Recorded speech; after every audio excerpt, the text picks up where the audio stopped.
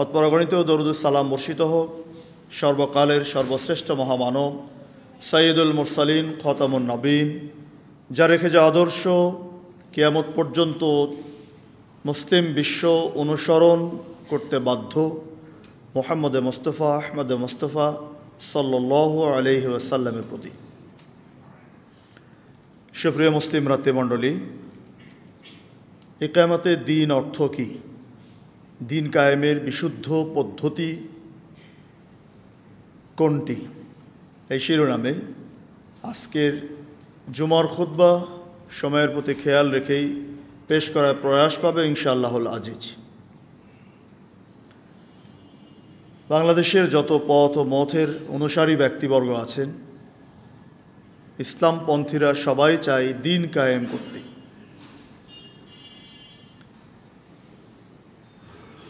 পদ্ধতি আলাদা,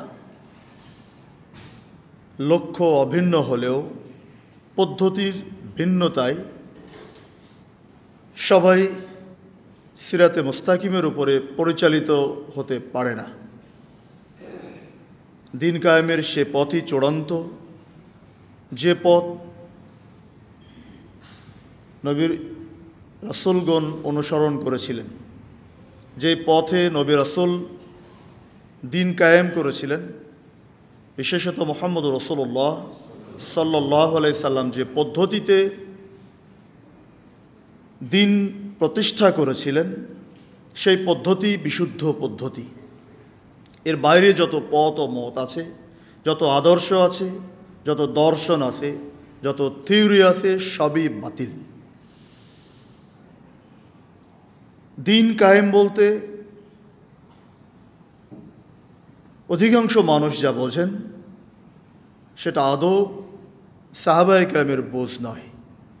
আল্লাহ রাব্বুল আলামিন সূরা শুরা ৪২ নম্বর সূরার ১৩ নম্বর আয়াতে ঘোষণা করছেন, শারা'a লাকুম মিনাদ-দীনি মা ওয়াসসা বিহি নূহান ওয়াল্লাযী আওহায়না ইলাইকা ওয়া মা ওয়াসাইনা বিহি ইব্রাহিমা ওয়া মূসা ওয়া ঈসা আন আকিমুদ্দীন। একদম পরিষ্কার ভাষায় তিনি বলছেন যে তিনি তোমাদের জন্য দ্বীনের ক্ষেত্রে সে পথই নির্ধারণ করেছেন। সর্বশেষ নবী মুহাম্মদ রাসূলুল্লাহ সাল্লাল্লাহু আলাইহি সাল্লামের কাছে ওহীর প্রেরণ করছেন, এ বার্তা পাঠিয়ে দিয়ে বলছেন তিনি তোমাদের জন্য দ্বীনের ক্ষেত্রে সেই পথটাই নির্ধারণ করেছিলেন। কোন পথ? যার আদেশ তিনি দিয়েছিলেন নূহ আলাইহিস সালামকে। নূহ আলাইহিস সালামকে যার আদেশ দিয়েছিলেন এবং যা আমরা প্রত্যাদেশ করেছি তোমার প্রতি, এবং যার আদেশ দিয়েছিলাম ইব্রাহিম আলাইহিস সালামের প্রতি, মূসা আলাইহিস সালামের প্রতি, ঈসা আলাইহিস সালামের প্রতি, সেটা কি? আন আকিমুদ্দীন ওয়ালা তাতাফাররাকু ফি। তোমরা দ্বীনকে প্রতিষ্ঠিত করো, তার মধ্যে অনৈক্য সৃষ্টি করো না। আল্লাহ রাব্বুল আলামিন শেষ নবীকে দ্বীন কায়েমের বিষয়ে নির্দেশনা দিলেন বটে, সাথে সাথে এটাও স্মরণ করায় দিলেন যে তোমাদের জন্য দ্বীনের ক্ষেত্রে আমি সেই পথটাই নির্ধারণ করেছি, যেই নির্দেশ দিয়েছিলাম নূহ আলাইহিস সালামকে, যেই নির্দেশ দিয়েছিলাম ইব্রাহিম আলাইহিস সালামকে, যেই নির্দেশ দিয়েছিলাম মূসা আলাইহিস সালামকে, যেই নির্দেশ দিয়েছিলাম ঈসা আলাইহিস সালামকে, ঠিক ওই নির্দেশ তোমাকেও দেয়া হচ্ছে। আন আকিমুদ্দীন ওয়ালা তাতাফাররাকু ফি। তোমরা দ্বীন কায়েম করো, তার মধ্যে অনৈক্য সৃষ্টি করো না। দ্বীন অর্থ কি? যে দ্বীন কায়েমের বিষয়ে আল্লাহ রাব্বুল আলামিন শেষ নবী মুহাম্মদ রাসূলুল্লাহ সাল্লাল্লাহু আলাইহি সাল্লামকে নির্দেশ দিচ্ছেন, ঠিক একই নির্দেশ তিনি দিয়েছিলেন পূর্ববর্তী নবী রাসূলগণকে। তিনি বিশেষ কয়েকজন নাম এখানে পেশ করলেন। এর উদ্দেশ্য হচ্ছে বিগত সমস্ত নবী রাসূলগণকে একই নির্দেশ দেওয়া হয়েছিল, যেই নির্দেশ শেষ নবীকেও দেওয়া হচ্ছে, আন আকিমুদ্দীন। এই দ্বীনের ভুল ব্যাখ্যার কারণেই আজকে নানা পথ ও মতের উদ্ভব হয়েছে। দ্বীন বলতে আসলে কি বোঝায়? আমরা বিগত সাহাবায়ে কেরামের যুগ থেকে পরবর্তীতে প্রসিদ্ধ কয়েকজন মুফাসসিরের তাফসির থেকে আমরা কয়েক কোটেশন পেশ করব। এখানে দ্বীন অর্থ তারা কি ব্যাখ্যা করেছেন। নবী রাসূলের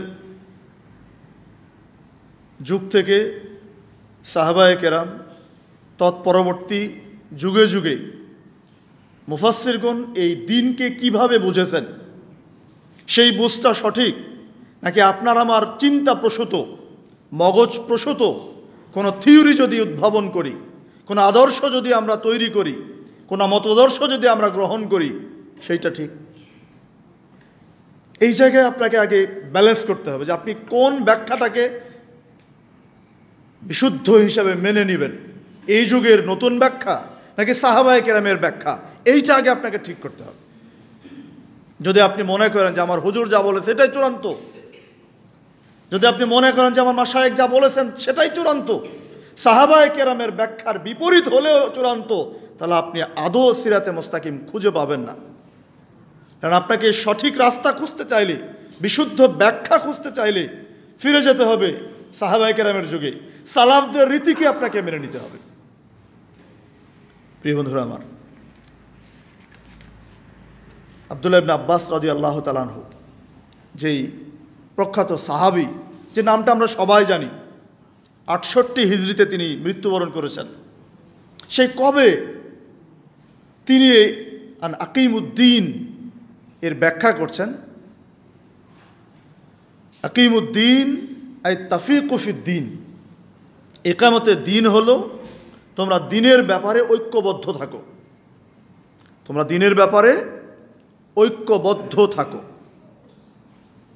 ঠিক একই মর্মে ইমাম হাসান বিন মুহাম্মদ নিশাপুরি রহমাহুল্লাহ, যিনি 406 হিজরিতে মারা গেছেন, এখন থেকে ধরেন আরও 1000 বছর পূর্বে, তিনি এই দিন ইকামতে দিনের ব্যাখ্যা করছেন। ইকামতুদ্দিন ইয়ানি ইকামতে উসুল, ইকামতে দিন অর্থ দিনের উসুল তথা মূলনীতিসমূহ। দিন কায়েম অর্থ দিনের উসুলসমূহ তথা মূলনীতিসমূহ প্রতিষ্ঠা করা। সেই উসুলগুলো কি তিনি এখানে বলছেন, মিনাত তাওহীদ ওয়ান নুবুওয়াত ওয়াল মাআদি ওয়া নাহবু যালিক। প্রথম উসুল তিনি বলছেন আত তাওহীদ, দিনের উসুল হচ্ছে আল্লাহর একত্ববাদ প্রতিষ্ঠা করা, তাওহীদ প্রতিষ্ঠা করা। দ্বিতীয় বলছেন তিনি নবুয়ত, আল্লাহর পক্ষ থেকে যে রিসালাত প্রাপ্ত হয়েছেন শেষ নবী মুহাম্মদ রাসূলুল্লাহ সাল্লাল্লাহু আলাইহি সাল্লাম, সেই রিসালাত অনুযায়ী তাওহীদকে বাস্তবায়ন করা। আখিরাতের বিশ্বাসসমূহ বা এই জাতীয় যে বিষয়গুলো রয়েছে, এগুলো হচ্ছে দ্বীনের উসুল। আর এই দ্বীনের উসুলগুলো প্রতিষ্ঠা করাই হচ্ছে দ্বীন কায়েম করা, যার প্রথমটা তিনি উল্লেখ করেছেন মিনাত তাওহীদ, আল্লাহর একত্ববাদ প্রতিষ্ঠা করা।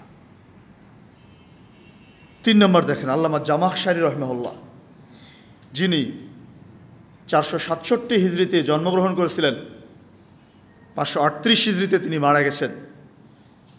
তিনি ইকামতে দ্বীনের ব্যাখ্যায় বলছেন, আল মুরাদু ইকামতুদ্দিন, আল মুরাদু ইকামতুদ্দিনুল ইসলাম। তিনি বলছেন সার কথা হলো ইকামতে দ্বীন অর্থ দ্বীন ইসলাম প্রতিষ্ঠা করা। সে দ্বীন ইসলামটা কি তিনি ব্যাখ্যা দিচ্ছেন, আল্লাযী হুয়া তাওহীদুল্লাহি ওয়া তাআতুহু। সেই ইসলামটা হচ্ছে তাওহীদুল্লাহ, আল্লাহর তাওহীদ প্রতিষ্ঠা করা এবং তার আনুগত্য করা। সেই তাওহীদের অনুসারী হওয়া, একত্ববাদের অনুসারী হওয়া। তিনিও এখানে আল্লামা ইমাম হাসান বিন মুহাম্মদ নিশাপুরি রহমাহুল্লাহর সাথে কণ্ঠ মিলিয়ে তিনি একই কথা বললেন, হুয়া তাওহীদুল্লাহি ওয়া তাআতুহু। ইকামতে দ্বীন অর্থ আল্লাহর তাওহীদ প্রতিষ্ঠা করা, আল্লাহর একত্ববাদকে প্রতিষ্ঠা করা এবং সেই একত্ববাদের অনুসরণ করা, আনুগত্য করা। প্রিয় বন্ধুরা আমার, ইমাম কুরতুবী রহমাহুল্লাহ একজন প্রসিদ্ধ মুফাসসির, তিনি তার তাফসিরে ব্যাখ্যা করছেন, যিনি 610 হিজরিতে জন্মগ্রহণ করেছিলেন, 671 হিজরিতে তিনি মারা গেছেন। তিনি বলছেন ঠিক একই সুরে, ওহো তাওহীদুল্লাহ ওয়া তাআতুহু, ইকামতে দিন অর্থ তাওহীদ এবং তার অনুসরণ করা। এই তাওহীদকে প্রতিষ্ঠা করাই হচ্ছে দিন কায়েম করা। আরেকজন দেখেন সর্বশেষ হাফেজ ইবনে কাসির রাহিমাহুল্লাহ, যে নামটা আমরা সবাই প্রায় বেশিরভাগই জানি, তার তাফসির প্রসিদ্ধ এবং গ্রহণযোগ্য তাফসির ইবনে কাসির। তিনি বলছেন আদ-দীনুল্লাযী জাআত বিহির রাসূলু কুল্লুহুম, দিন সেটাই যে বিষয়ে সকল রাসূলগণকে নির্দেশ দেওয়া হয়েছিল, সকল নবী রাসূলগণকে যে বিষয়ে নির্দেশনা দেওয়া হয়েছিল সেটা দিন। সেটা কি?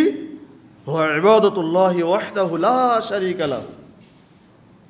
ঠিক একই সুর তারও তিনি বলছেন সেটা হচ্ছে হুয়া ইবাদাতুল্লাহি ওয়াহদাহু, এক আল্লাহর ইবাদত করা, লা শারীকা লাহু, তার সাথে কারো অংশীদার স্থাপন না করা, তার সাথে কারো শরীক সাব্যস্ত না করা, শিরক মুক্ত তৌহিদের অনুসারী হওয়া এবং সেই তৌহিদকে প্রতিষ্ঠা করাই হচ্ছে কিয়ামতের দিন।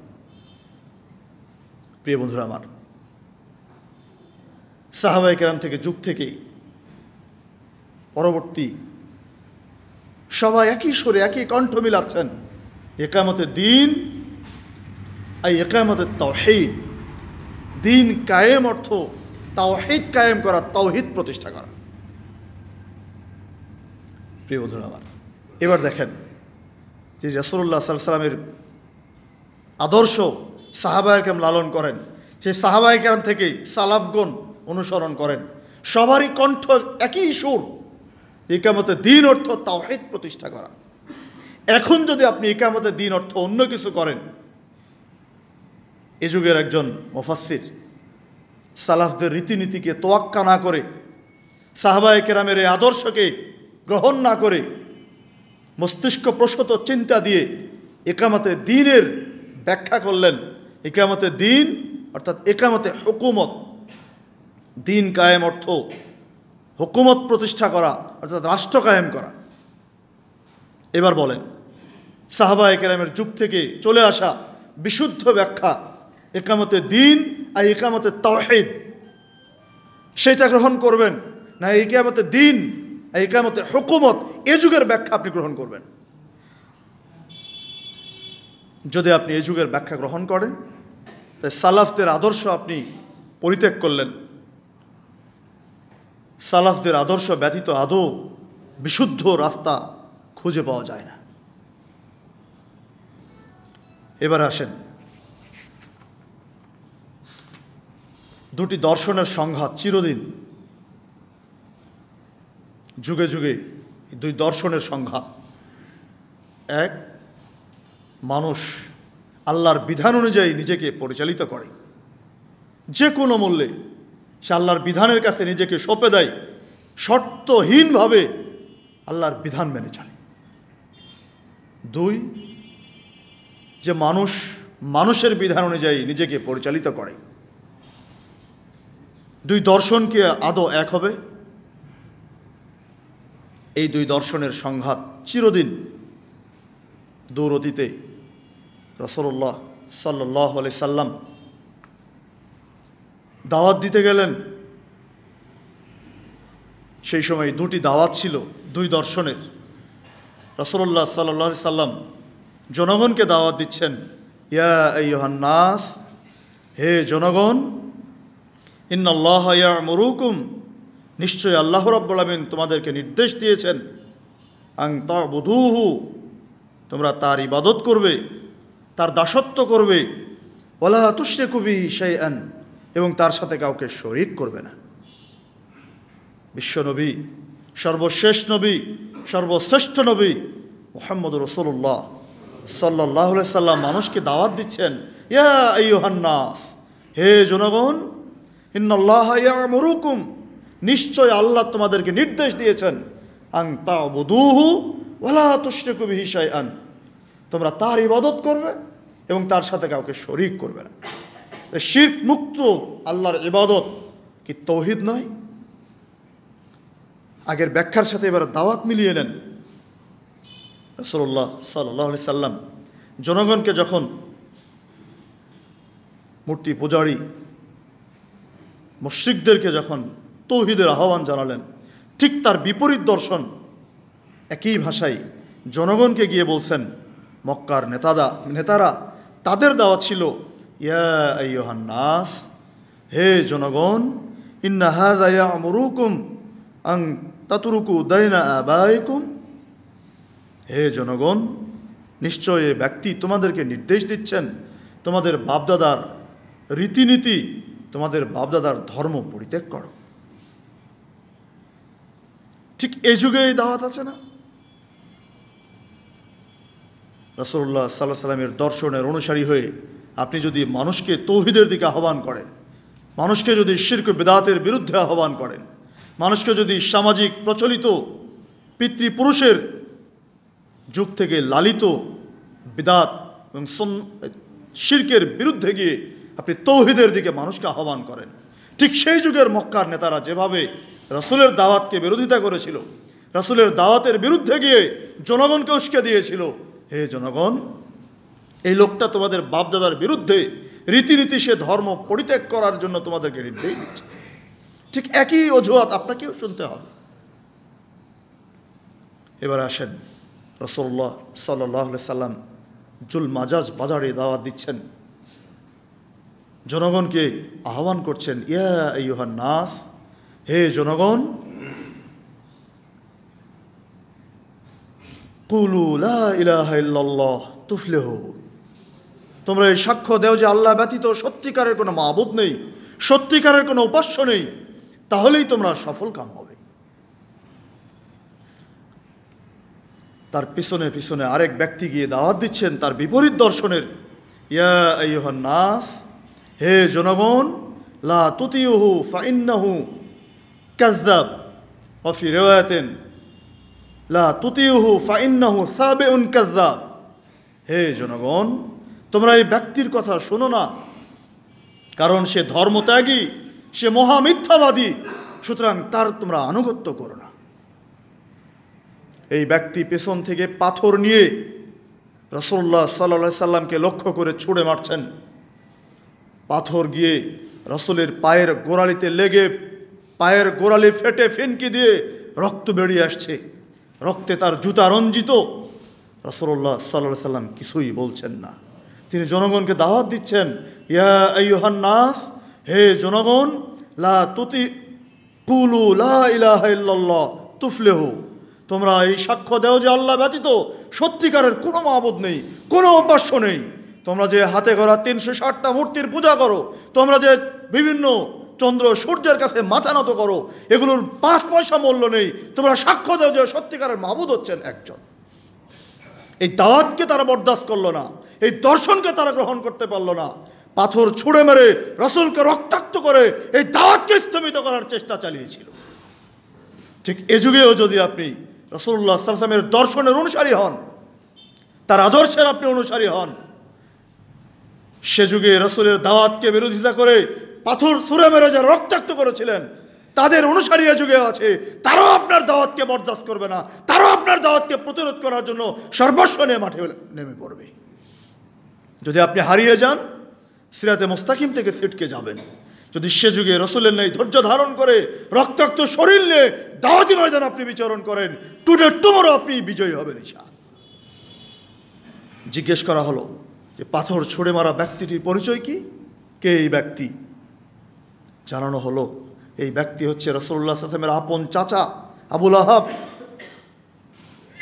চাচার ভাতিজার সংঘাত, দুইজন দুই দর্শনের অনুসারী, ভাতিজা ছিল তৌহিদের অনুসারী, ওহীভিত্তিক জীবন গড়ার জন্য মানুষকে দাওয়াত দিয়েছিলেন।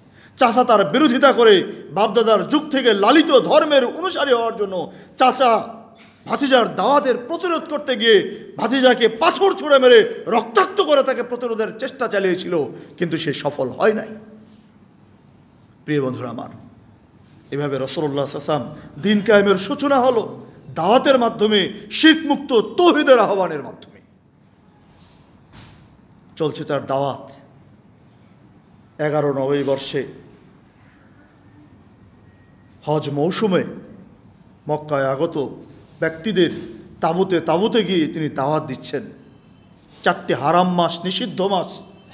এই 4টি মাস জাহেলি আরবরাও মারামারি, ঝগড়া, যুদ্ধ বিগ্রহ বন্ধ রাখত।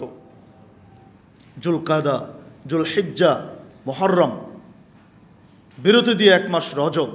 এই 4টি মাস তাদের কাছে সম্মানিত। এই 4টি মাস নিষিদ্ধ। তারা ঝগড়া করতো না, মারামারি করতো না, তারা যুদ্ধ বিগ্রহ যা ছিল সব বন্ধ রাখতো এই মাসের সময়। রাসূলুল্লাহ সাল্লাল্লাহু আলাইহি ওয়াসাল্লাম এই সুযোগটা কাজে লাগালেন যে এই মাস তো নিষিদ্ধ মাস, কেউ ঝগড়া করবে না, কেউ মারামারি করবে না, সুতরাং এই সময়ে দাওয়াতি কাজ ব্যাপক হালে চালাতে হবে। তিনি তাঁবুতে তাঁবুতে গিয়ে দাওয়াত দিচ্ছেন। এক তাঁবুতে গিয়ে 6 জন যুবককে পেলেন। মদিনা থেকে তারা হজের উদ্দেশ্যে আগমন করেছেন। তাদের কাছে ইসলামের সমহান আদর্শের দাওয়াত পেশ করলেন। তৌহিদের অনুসারী হওয়ার জন্য তাদের কাছে তিনি দাওয়াতি কাজ করলেন। সহজেই দাওয়াত কবুল করলেন, কারণ তারা তাদের পূর্ববর্তী ধর্মগ্রন্থের মাধ্যমে আগেই অবগত হয়েছিলেন শেষ নবীর আগমনের সংবাদটি। ফলে তারা রাসূলের কাছে ইসলামের গ্রহণ করলেন এবং বায়াত গ্রহণ করলেন। 6 জনের সবচেয়ে ছোট সর্বকনিষ্ঠ ব্যক্তি আসআদ বিন জুরারা এই 6 জনের নেতা। তারা চলে গেলেন হজ শেষে মদিনায়। ইসলামের এই সমহান আদর্শকে শিরকমুক্ত সমাজ, শিরকযুক্ত অধ্যুষিত জনপদকে তৌহিদের দাওয়াত দিতে লাগলেন।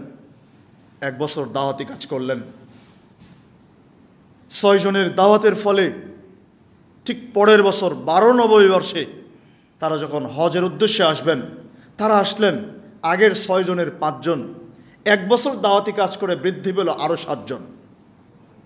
তাহলে পূর্বের 5 আর নতুন 7, এই 12 জনের একটা কাফেলা নিয়ে তারা চলে আসলেন মক্কায়। রাসূলুল্লাহ সাল্লাল্লাহু আলাইহি সাল্লামের সাথে সাক্ষাৎ করলেন।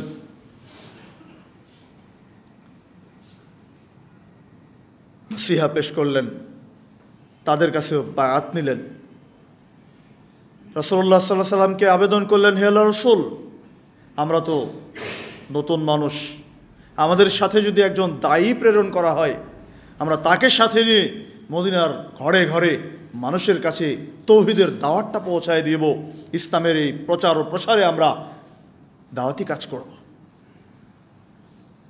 তাদের আবেদনের প্রেক্ষিতে রাসূলুল্লাহ সাল্লাল্লাহু আলাইহি সাল্লাম ইসলামের ইতিহাসে মদিনায় প্রেরিত প্রথম দায়ী মুসআব ইবনে উমাইর রাদিয়াল্লাহু তাআলা আনহুকে তাদের সাথে প্রেরণ করলেন মদিনার ঘরে ঘরে তৌহিদের দাওয়াতটা পৌঁছানোর জন্যে।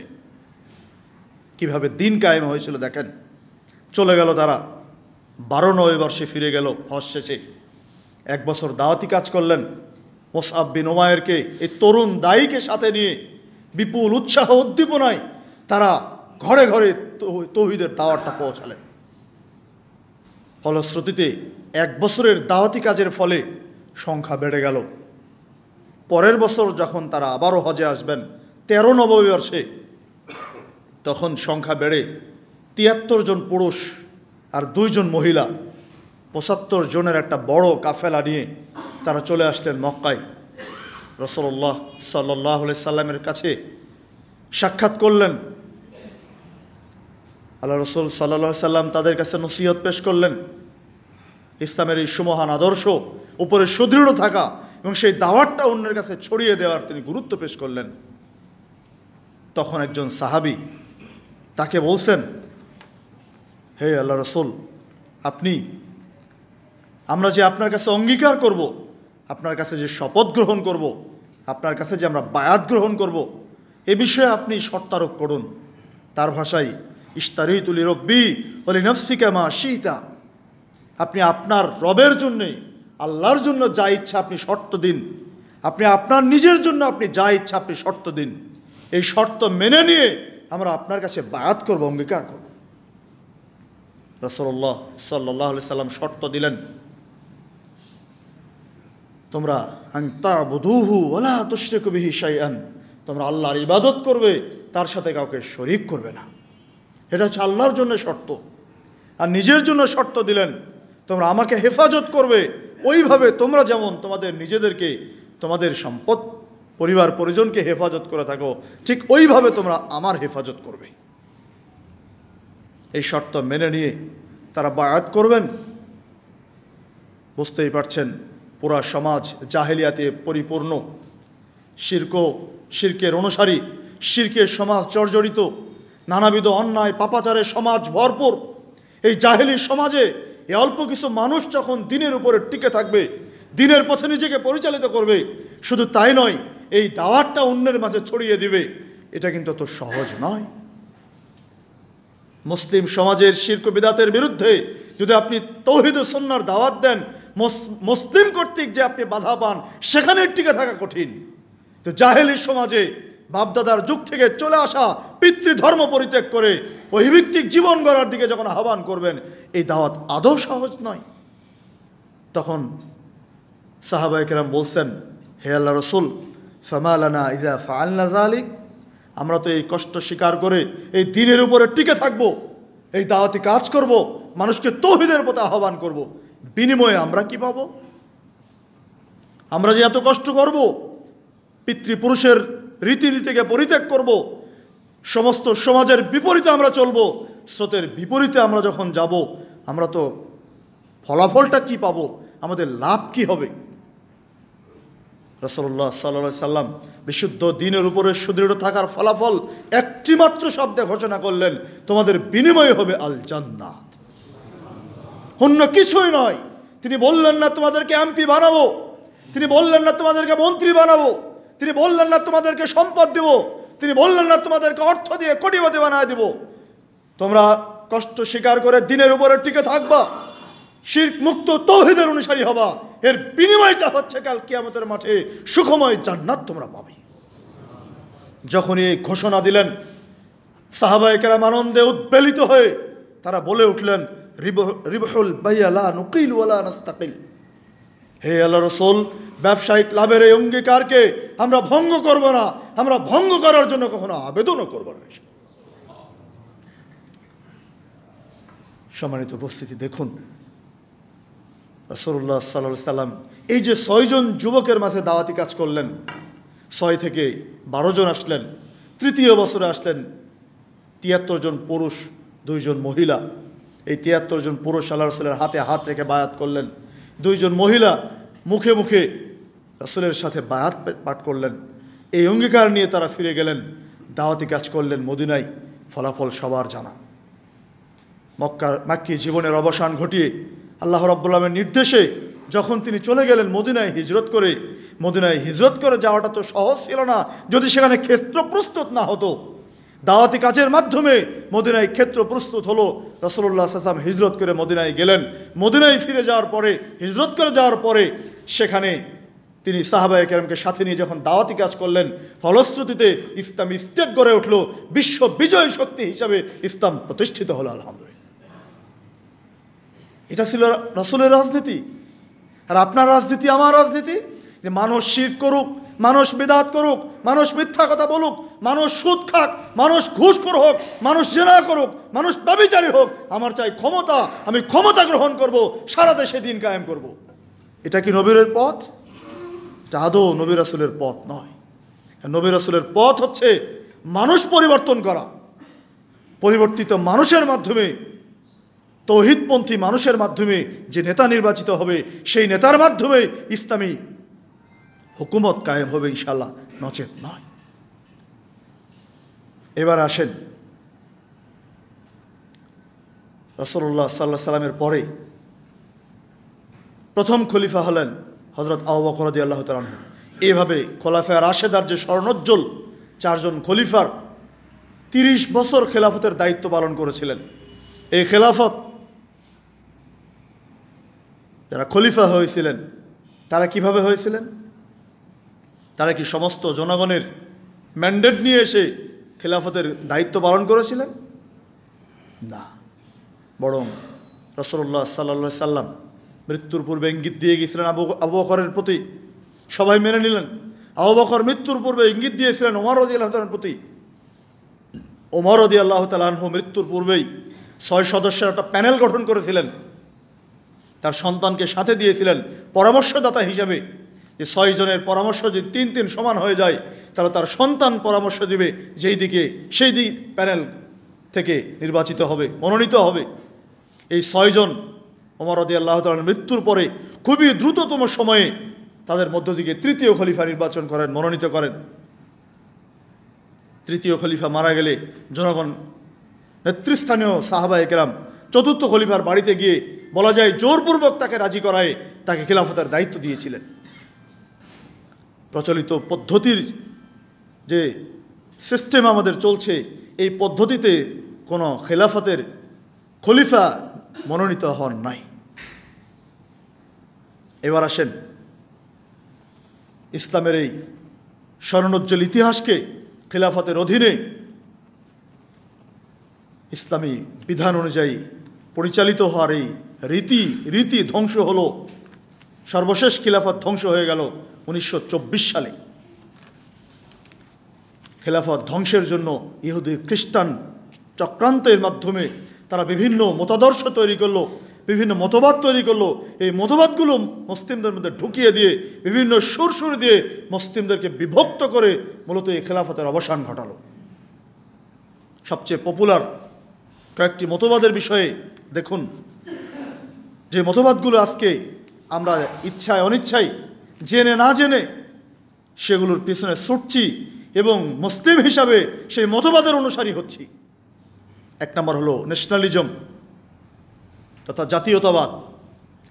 আমরা এই জাতীয়তাবাদে